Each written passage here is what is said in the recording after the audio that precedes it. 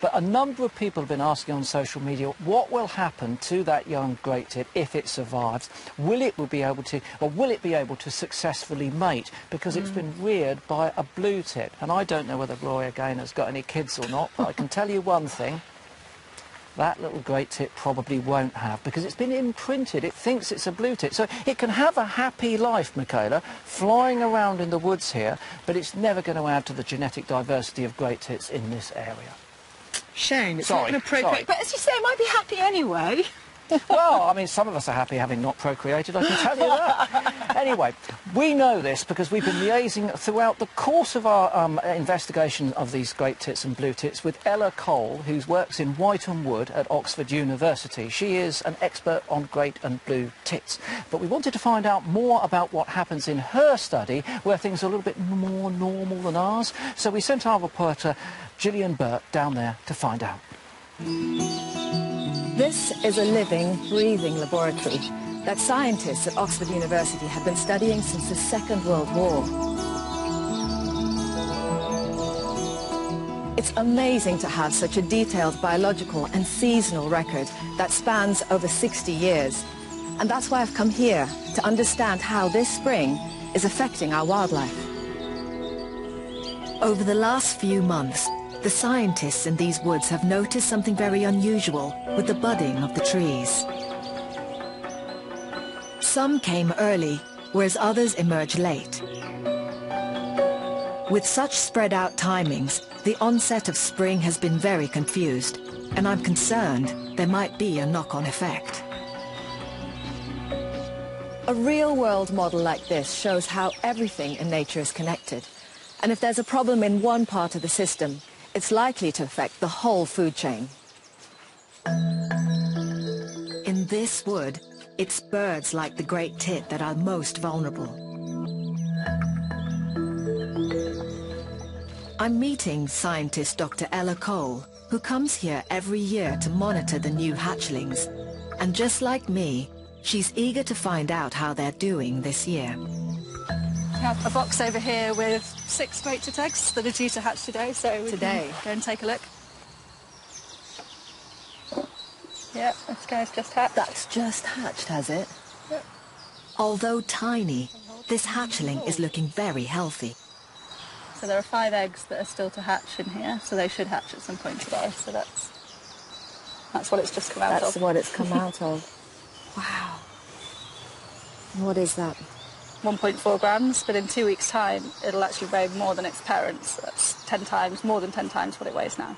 Has 2 weeks to do two all weeks. that growing? Yep. Phenomenal. Oh, look at it, bless. Oh, let's pop it back in. The success of the hatchlings depends on how well this living, breathing wood can support them.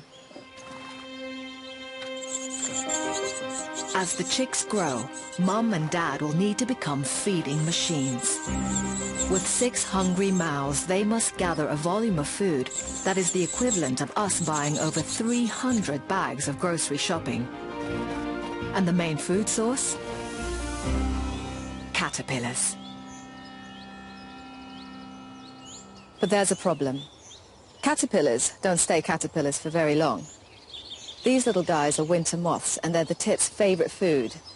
In just a few weeks, they'll have finished growing and be ready to spin their silk cocoons and undergo a miraculous transformation into adult moths. But one species' miracle is another species' headache. For the tits, they've got to time their hatching for when there's a glut in these caterpillars.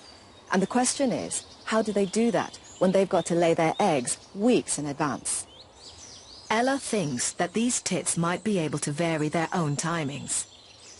And our research has actually shown that they could actually be using cues from their local oak trees to kind of work out when it's best to lay. So even if the trees change, the tits can adapt. We're heading to another bird box to gather the first vital clues to find out if this is the case.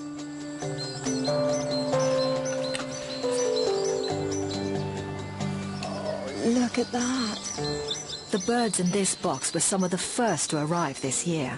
Grab one out and have a look. Ella's keen to find out how well they're growing. Just gorgeous. Look at that. So this one is how old? 2 weeks old, so pretty much fully feathered now, just a little bit left to do in terms of wing and tail growth. So. Can I have a little hump? Is that all right? Yep. There we go. That's amazing. That's absolutely incredible. It's remarkable to think just how tiny this chick was only 2 weeks ago. Weigh this chick and see how much it weighs. Oh, that is a tight squeeze. Yeah. Quite a Barely fatty, this one. What is that? 19.7. 19.7? Yeah. How many times? So that's at least 13 times its hatching weight. 13 So, times. So he's actually heavier than his parents. Yep, he's a couple of grams probably heavier than his parents. How many caterpillars is that, do you reckon? So it's probably about 1,000 caterpillars. 1,000 caterpillars. I think you've done well. 7 chicks in this brood. 7,000 caterpillars in 2 weeks. Yeah, about that, yeah. Busy parents. Despite a very strange spring, this healthy chick is a promising first sign that even when the timings go wrong, the tits can still remarkably keep in sync with their local oak trees and caterpillars. But to be sure, Ella still has over 500 boxes to monitor. And quite often things do go wrong. Looking at social media, lots of you are telling us that you've had large clutches of eggs and they haven't hatched, or some of them are hatched but then not many have fledged. So that's unusual. What's going on this year?